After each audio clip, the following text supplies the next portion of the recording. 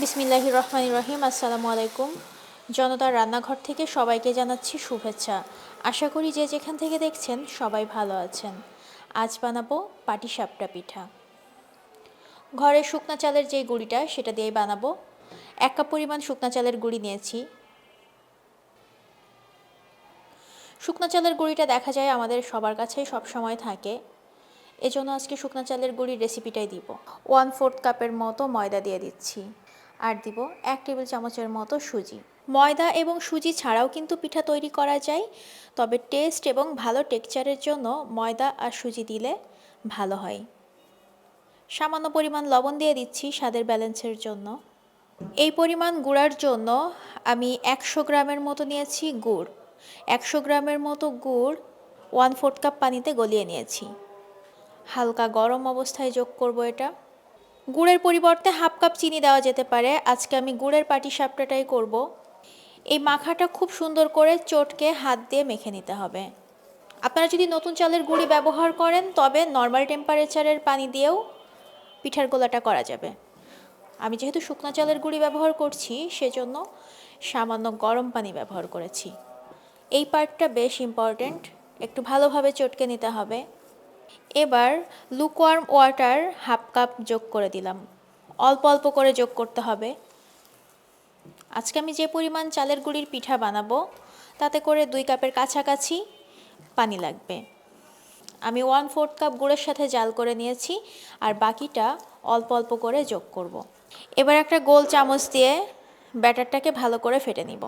কাজটা একটু সময় নিয়ে করতে হবে, যেহেতু শুকনা চালের গুঁড়ি দিয়ে বানাচ্ছি তাই সময়টা একটু বেশি লাগবে। 7 থেকে 8 মিনিটের মতো ব্যাটারটাকে খুব ভালোভাবে হুইস্ক করে নিয়েছি। আমার ব্যাটারটা তৈরি করতে প্রায় 7 থেকে 8 মিনিটের মতো লেগেছে, আপনাদের কম বেশি লাগতে পারে। শুকনা চালের গুঁড়িতে সময়টা একটু বেশি লাগে। দেখতেই পাচ্ছেন ব্যাটারের কনসিস্টেন্সিটা কেমন হবে, কিছুটা রানি টাইপের হবে। এটাকে ঢেকে রেস্টে রাখবো 30 মিনিটের জন্য। 2 টেবিল চামচের মতো চালের গুঁড়া দিয়ে দিলাম প্যানে। চালের গুঁড়াটা ঘি দিয়ে না, খোলা প্যানে একটু ভেজে নিতে হবে। খিরসার ভেতর শুধুমাত্র চালের গুঁড়াটাই দিয়েছি। আপনারা যদি একটু দানাদার খিরসা খেতে পছন্দ করেন তবে এ পর্যায়ে 1 টেবিল চামচ সুজি যোগ করতে পারেন। চালের গুঁড়াটা ভাজা হয়ে গেছে। এ পর্যায়ে দিয়ে দিচ্ছি 1/3 কাপের মতো চিনি। চিনিটা নিজেদের স্বাদ মতো দিবেন। খিরসাতে খুব বেশি একটা মিষ্টি ভালো লাগে না, তাই আমি মিষ্টিটাকে একটু হালকা দিয়েছি। 300 মিলি মতো লিকুইড মিল্ক দিয়ে দিলাম। দুধটা আগে থেকে একটু জাল করে নিয়েছি, কিছুটা ঘন দুধ দিয়েছি। দুধটা দিয়ে একটু ঘন ঘন নাড়তে হবে যেন দলা পেকে না যায়। চুলার হিটটা একদম কমিয়ে নিয়েছি। এ পর্যায়ে মুখ ফাটিয়ে নিয়ে 4টা এলাচ দিলাম, ছোট এলাচ। এলাচের গুঁড়াটা ব্যবহার করব না, খুব বেশি একটা ভালো লাগে না আমার কাছে। এবার 1/4 কাপের মতো গুঁড়া দুধ যোগ করে দিচ্ছি। সময় বাঁচানোর জন্য গুঁড়া দুধ একটা বেস্ট অপশন, দ্রুত খিরসাটা তৈরি হয়ে যায়। দুধ জাল দিয়ে ঘন করার কোনো ঝামেলা হয় না। বেশ খানিকক্ষণ জ্বালিয়ে ঘন করে নিয়েছি। এই পর্যায়ে খুব দ্রুত নাড়তে হবে। এলাচটা তুলে নিব। এখন 1 টেবিল চামচের মতো দানাদার ঘি দিয়ে দিব। ঘিটা শেষ পর্যায়ে দিবেন, এতে করে ফ্লেভারটা খুব সুন্দর আসবে, খেতেও ভালো লাগবে। আর ঘিটা শুরুতে দিলে যেটা হয়, ঘেরি স্মেলটা এক্সিস্ট করে না।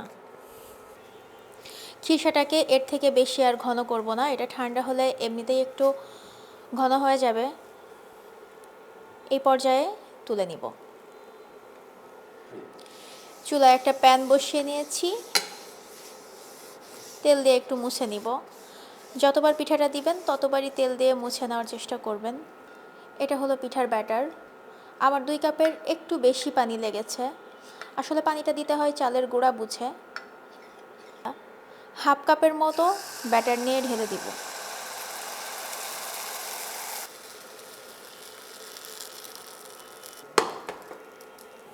এবার খিরসাটাকে দিয়ে নিচ্ছি। এবার এক সাইড থেকে মোড়াতে শুরু করতে হবে। আমার প্লেন পাটিসাপটার থেকে কিছুটা জালিদার পাটিসাপটা বেশি ভালো লাগে।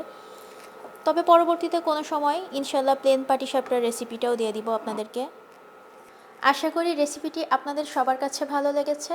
ভালো লেগে থাকলে বাসায় বানিয়ে ট্রাই করবেন, ফ্রেন্ডস অ্যান্ড ফ্যামিলির সাথে শেয়ার করবেন। পরবর্তীতে দেখা হবে আবার নতুন কোনো রেসিপি নিয়ে। আল্লাহ হাফেজ।